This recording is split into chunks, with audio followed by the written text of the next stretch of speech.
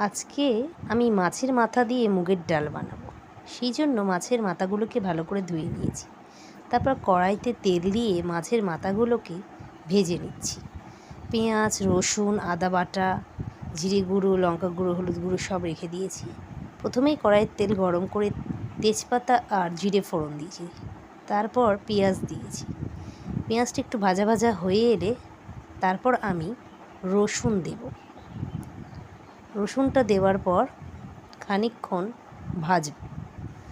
তারপরে কিছুক্ষণ ভাজার পর দিয়ে দিলাম আদা বাটা।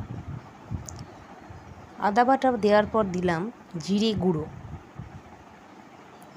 জিরে গুঁড়ো দিয়ে আবার খানিকক্ষণ ভাজব।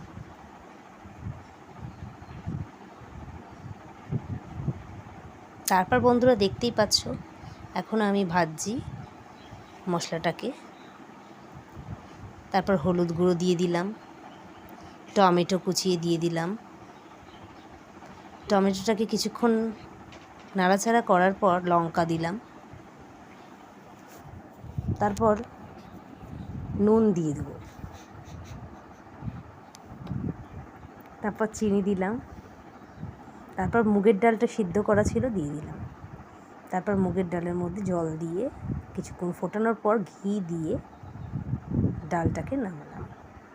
আমার রেডি হয়ে গেল মাছের মাথা দিয়ে মুগের ডাল।